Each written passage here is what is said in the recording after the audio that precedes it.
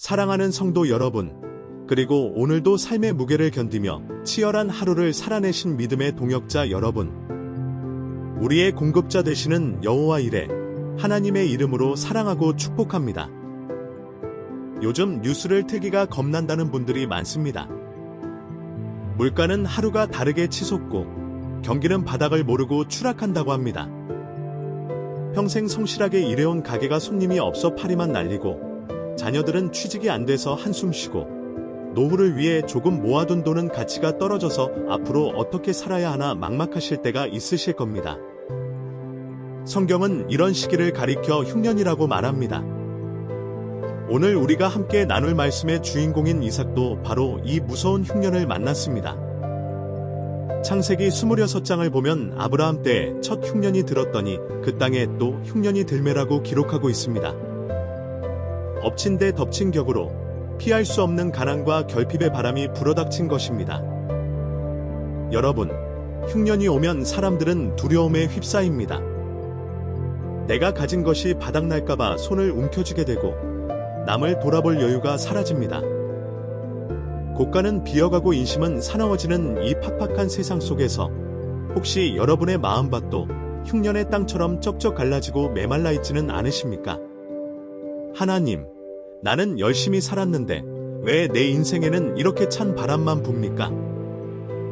남들은 잘만 사는 것 같은데 왜 나만 이렇게 궁핍합니까? 혹시 이런 원망 섞인 탄식이 나오지는 않으셨는지요? 하지만 사랑하는 여러분, 오늘 이 방송을 듣는 여러분에게 하나님의 놀라운 소망을 전합니다. 하나님의 자녀에게 흉년은 끝이 아닙니다. 세상 사람들은 흉년이 오면 망했다고 말하지만 하나님의 사람은 흉년의 때에 진짜 하나님의 능력을 경험하게 됩니다. 밤이 어두울수록 별이 더 빛나듯이 세상 경기가 어려울수록 하나님의 도우심은 더욱 선명하게 빛을 발하기 때문입니다. 오늘 소개할 이삭은 남들이 다 보따리 싸서 도망가는 그 흉년의 땅에서 오히려 씨를 뿌리고 농사를 지어 그 해에 100배의 축복을 받았습니다. 기적 중의 기적입니다. 모두가 마이너스일 때 하나님은 당신의 자녀를 플러스 인생으로 만드셨습니다. 오늘 1시간 동안 선포되는 이 축복의 말씀을 들으실 때 여러분의 가정에 불어닥친 가난의 흉년이 물러가고 마르지 않는 샘물이 터져 나오는 거부의 축복이 임하기를 주님의 이름으로 축원합니다. 이 시간 여러분의 경제적인 문제와 삶의 결핍을 주님 앞에 내어놓고 간절히 기도하겠습니다. 빈손 들고 주님 앞에 나온 여러분의 손을 주님이 채워주실 것입니다. 만복의 근원이 되시는 하나님 아버지, 오늘도 일용할 양식을 주시고 거친 세상 속에서도 우리를 입히시고 먹이시는 은혜에 감사합니다. 하지만 주님, 우리의 현실은 참으로 녹록지 않습니다. 열심히 땀 흘려 일해도 손에 쥐어지는 것은 적고 나가는 곳은 너무나 많습니다. 빚의 무거운 짐이 우리 어깨를 짓누르고 미래에 대한 불안감이 밤마다 우리를 찾아옵니다. 주여, 오늘 이 시간 물질의 어려움으로 고통받는 성도들의 눈물을 닦아 주시옵소서. 흉년의 때에 이삭을 기억하셨던 주님, 오늘 우리를 기억하여 주옵소서. 사업에 문이 막혀 답답해하는 가장들의 가슴을 시원하게 뚫어 주옵소서. 손님이 끊겨 한숨 쉬는 자영업자들에게 구름대 같은 사람들을 보내주옵소서. 직장이 없어 낙심한 청년들과 실직의 아픔을 겪는 이들에게 일할 수 있는 터전을 활짝 열어주시옵소서. 우리는 떡으로만 사는 것이 아니요 하나님의 입에서 나오는 말씀으로 산다고 하셨사오니 오늘 말씀을 통해 우리 영혼이 먼저 부유해지게 하시고 그 영적인 축복이 육적인 축복으로 이어지는 역사를 보게 하옵소서. 사르밧 과부의 기름병이 마르지 않았던 것처럼 오병이어의 기적이 일어났던 것처럼 오늘 우리의 빈 지갑과 빈 통장에 하나님의 풍성한 채우심이 있기를 간절히 소원합니다. 가난의 영은 떠나가고 부요의 영이 임할지어다. 우리 성도님들의 가정이 꾸어줄지언정 꾸지 않는 복된 가정이 되게 하실 줄 믿사오며 우리의 영원한 기업 되시는 예수 그리스도의 이름으로 기도드립니다. 아멘. 오늘 우리에게 주시는 축복의 약속은 창세기 26장 12절에서 13절 그리고 22절의 말씀입니다. 이 말씀을 들을 때 이삭의 복이 여러분의 것이 되기를 바랍니다. 아주 풍성하고 힘있는 목소리로 낭독. 이삭이 그 땅에서 농사하여 그 해에 100배나 얻었고 여호와께서 복을 주심으로 그 사람이 창대하고 왕성하여 마침내 거부가 되어 이삭이 거기서 옮겨 다른 우물을 팠더니 그들이 다투지 아니하였으므로 그 이름을 느오봇이라 하여 이르되 이제는 여호와께서 우리를 위하여 넓게 하셨으니 이 땅에서 우리가 번성하리로다 하였더라. 아멘. 사랑하는 성도 여러분, 이삭이 100배의 축복을 받은 비결이 무엇일까요? 단순히 운이 좋아서였을까요? 아니면 농사 기술이 남들보다 뛰어났기 때문일까요? 아닙니다. 그 비밀은 바로 하나님의 말씀에 대한 순종과 심는 믿음에 있었습니다.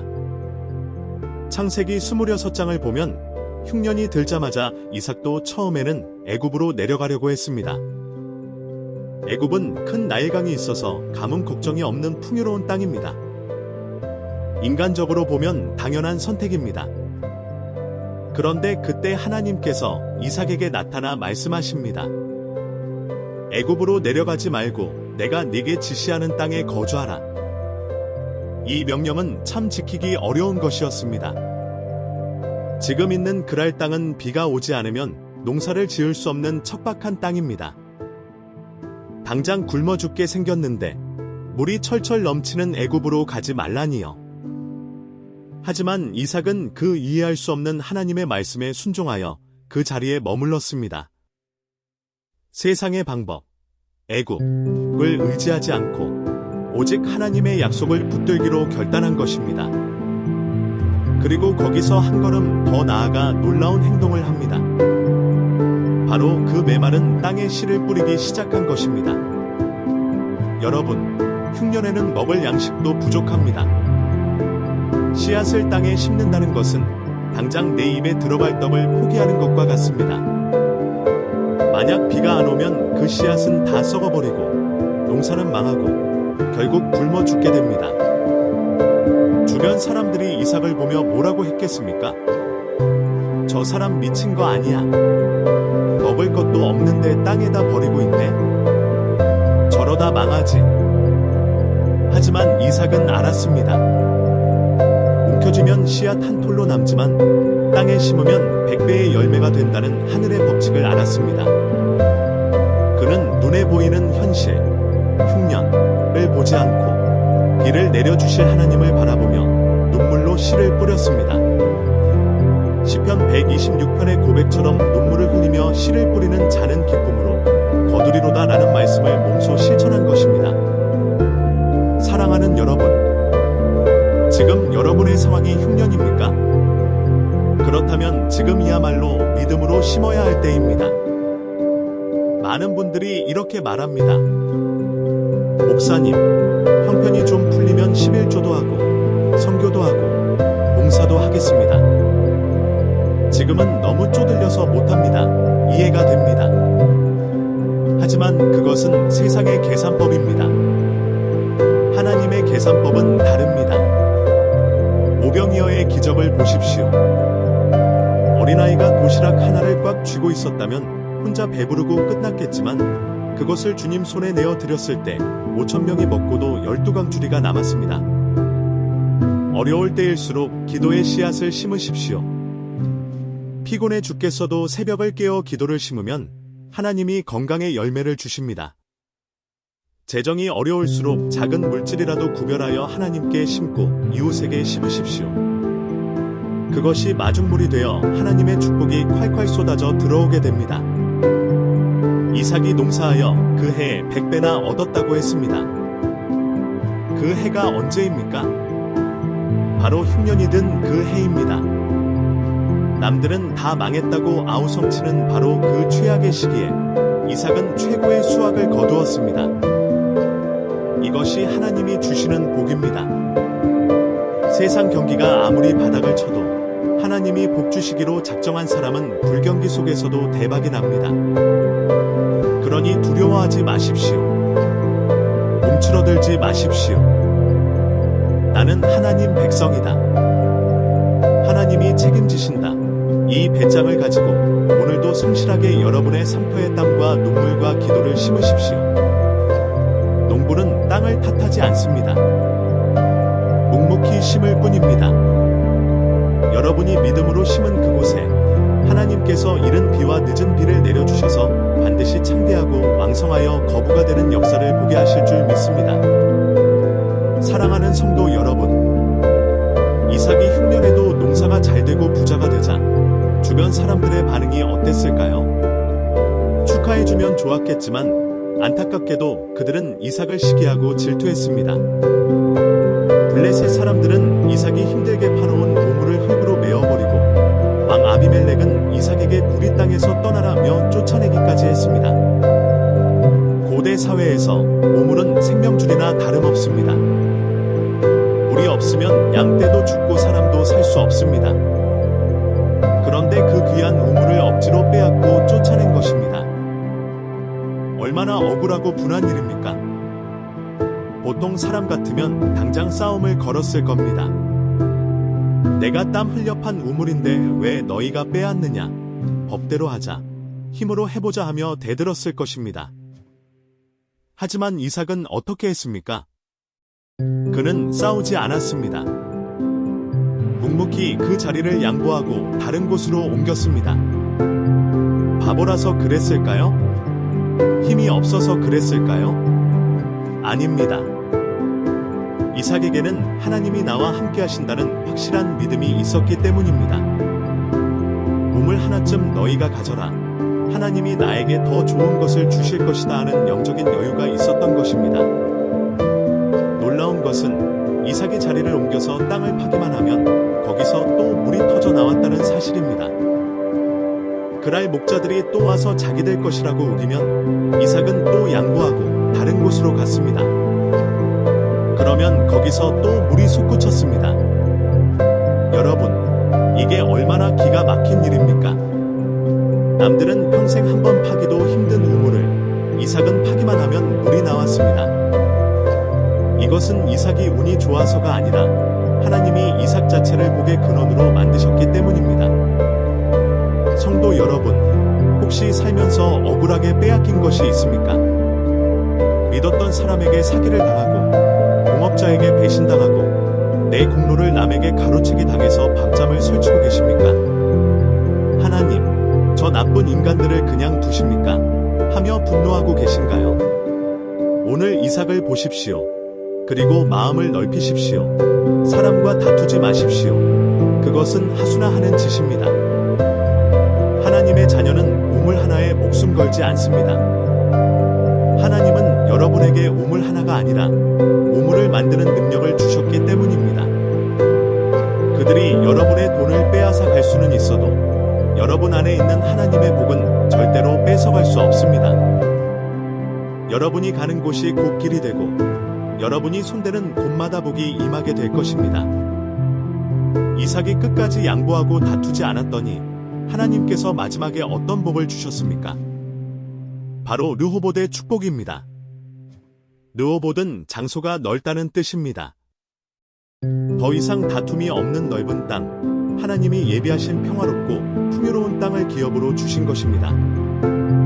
사랑하는 여러분, 손해보는 것을 두려워하지 마십시오. 양보하는 것을 억울해하지 마십시오. 내가 하나를 양보하면 하나님은 10개로 채워주십니다. 내가 심리를 가자고 하면 우리를 더 가주는 넉넉한 마음을 가질 때 세상 사람들도 결국 여러분 앞에 무릎 꿇게 될 것입니다. 나중에는 그토록 이삭을 괴롭히던 아비멜렉 왕이 제 발로 찾아와서 우리가 보니 하나님이 너와 함께 계시는 것을 분명히 보았다며 화친을 청했습니다. 이것이 진정한 승리입니다. 오늘 이 시간 여러분의 마음속에 있는 미움과 원통함을 다 씻어버리십시오. 다 가져가라. 하나님이 나에게 더 큰 복을 주실 것이다. 이렇게 선포하십시오. 여러분은 생곁에 심기운 나무입니다. 가뭄이 와도 잎이 푸르고 열매가 그치지 않습니다. 사람 때문에 상처받지 말고 오직 공급자 되시는 하나님만 바라보며 르호봇의 넓은 지경으로 나아가는 저와 여러분이 되시기를 주님의 이름으로 축원합니다. 사랑하는 성도 여러분, 오늘 오늘 본문 창세기 26장 13절은 이삭의 인생을 한 줄로 이렇게 요약합니다. 그 사람이 창대하고 왕성하여 마침내 거부가 되어. 여기서 가장 눈에 띄는 단어는 바로 마침내입니다. 이삭도 처음부터 거부는 아니었습니다. 흉년의 고통도 겪었고 우물을 뺏기는 서름도 당했고 쫓겨다니는 아픔도 있었습니다. 하지만 그 모든 과정을 믿음으로 인내하고 순종했더니 하나님께서 마침내 그를 거부로 만드셨습니다. 거부란 단순히 돈이 많은 부자를 뜻하는 것이 아닙니다. 원어적인 의미를 보면 아주 무겁다는 뜻이 담겨 있습니다. 하나님의 영광과 축복이 너무나 크고 무거워서 세상이 감당할 수 없는 존재가 되었다는 뜻입니다. 이것이 하나님이 여러분에게 주시고자 하는 진짜 복입니다. 졸부처럼 돈만 많고 인격은 가벼운 부자가 아니라 하나님의 은혜가 묵직하게 머물러 있어 존경받고 영향력 있는 거룩한 부자 말입니다. 사랑하는 여러분, 가난은 결코 하나님의 뜻이 아닙니다. 물론 우리가 자족하는 마음을 가져야 하지만 하나님은 당신의 자녀들이 궁핍하게 사는 것을 원치 않으십니다. 성경은 말씀합니다. 우리 주 예수 그리스도의 은혜를 너희가 알거니와 부유하신 이로써 너희를 위하여 가난하게 되심은 그의 가난함으로 말미암아 너희를 부유하게 하려 하심이라.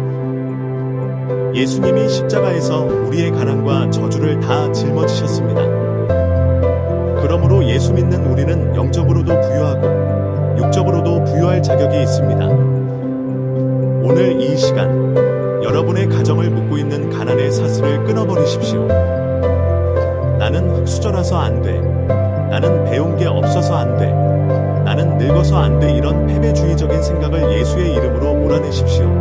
이삭이 흉년에도 100배의 복을 받았듯이 여러분도 하나님의 방법으로 일어서면 얼마든지 거부가 될 수 있습니다. 지금 여러분의 지갑을 향해, 통장을 향해, 사업장을 향해 믿음으로 선포하십시오. 저를 따라 큰 소리로 외치시기 바랍니다. 나의 하나님은 부유하신 분이시다. 가난의 저주는 예수의 이름으로 떠나갈지어다. 나의 가정은 이삭처럼 창대하고 왕성하게 될지어다. 하나님이 주시는 재물 얻을 능력이 내게 임할지어다. 마침내 거부가 되어 나누어주고 베풀어주는 인생이 될지어다. 할렐루야. 여러분이 입술로 선포한 대로 될 것입니다. 하나님은 여러분에게 재물만 주시는 것이 아닙니다. 재물을 다스릴 수 있는 믿음의 그릇도 함께 빚어가고 계십니다. 지금 겪고 있는 물질의 훈련이 힘들게 느껴질 수도 있습니다. 하지만 이 과정을 통과하고 나면 하나님께서 하늘의 문을 여시고 쌓을 곳이 없도록 부어주실 것입니다.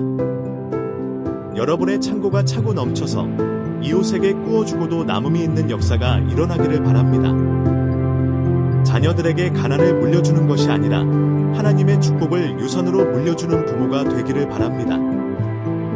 성교하고 구제하는 일에 펑펑 써도 마르지 않는 샘물 같은 재정의 복이 여러분의 가정에 영원토록 함께하기를 주님의 이름으로 축원합니다. 이제 여러분은 더 이상 가난한 자가 아닙니다. 하나님의 상속자여, 천국의 거부입니다. 어깨를 펴고 당당하게 사십시오. 세상 돈 앞에 기죽지 마십시오. 온 우주 만물의 주인이신 하나님 아버지가 여러분의 뒷배가 되어주십니다. 이 믿음을 가지고 세상으로 나아가 승리하십시오.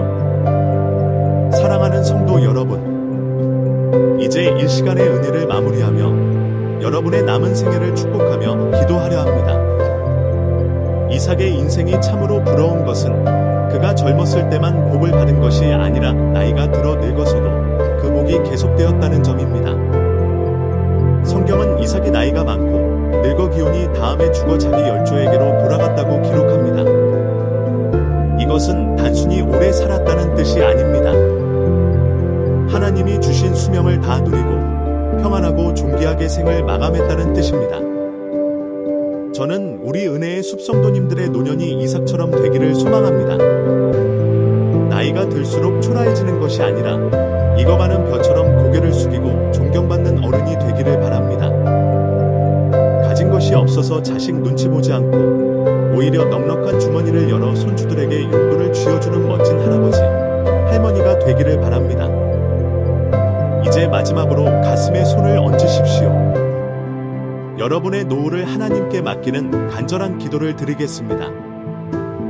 알파와 오메가가 되시며 우리의 시작과 끝을 주관하시는 하나님 아버지, 오늘 이삭에게 주셨던 100배의 축복과 르호봇의 평안이 기도의 손을 얹은 모든 성도들의 노년에 임하기를 간구합니다.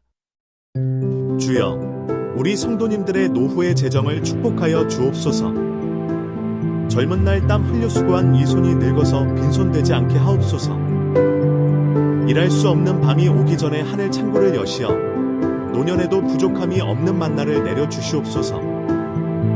병원비 걱정, 생활비 걱정으로 한숨 쉬지 않게 하시고 오히려 주님의 몸된 교회를 섬기고 어려운 이웃을 구제하며 베풀고 나누는 부요한 노년이 되게 하옵소서. 우리 성도님들의 육신의 건강을 지켜주옵소서. 모세가 120세가 되어도 눈이 흐리지 않고 기력이 쉬하지 않았던 것처럼 우리 성도님들의 뼈와 관절을 튼튼하게 하시고 기억력을 맑게 지켜주옵소서.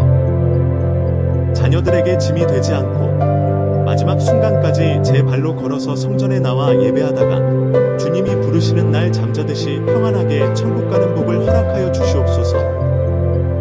치매와 중풍, 와병의 저주는 예수의 이름으로 명하노니 우리 성도들의 가정에서 떠나갈지어다. 자녀와 후손의 복을 내려 주옵소서. 이삭의 복이 야곱에게로, 요셉에게로 흘러갔던 것처럼 부모님의 기도로 쌓은 축복이 자녀들의 인생에 천대까지 이어지게 하옵소서. 부모가 남겨준 신앙의 유산을 받아 자녀들이 세상에서 머리가 되고 존귀한 자가 되게 하시며 가문마다 믿음의 거목들이 숲을 이루는 역사가 있게 하옵소서. 주님, 여기 머리 숙인 당신의 사랑하는 종들을 보옵소서. 흰머리가 수고의 면류관이 되게 하시고 주름살 하나하나가 훈장이 되게 하옵소서. 세상 사람들은 늙으면 끝이라고 말하지만 우리는 겉사람은 낡아지나 속사람은 날로 새로워짐을 믿습니다. 남은 여생, 주님과 동행하는 그 길이 외롭지 않게 하시고 날마다 감사가 넘치는 황혼의 축복을 누리게 하옵소서. 이제는 우리 주 예수 그리스도의 한량없는 은혜와 하나님 아버지의 넓고 크신 사랑하심과 성령님의 위로하시고 교통하시며 풍성케 하시는 역사가 오늘 말씀을 듣고 나의 노년은 이삭처럼 복될 것이다 라고 믿음으로 선포하며 하루하루를 성실하게 살아가는 모든 성도들의 머리 위에, 저들의 가정과 건강과 재정 위에, 그리고 멀리 있는 자녀들의 앞길 위에 지금부터 영원토록 함께 있을지어다. 아멘.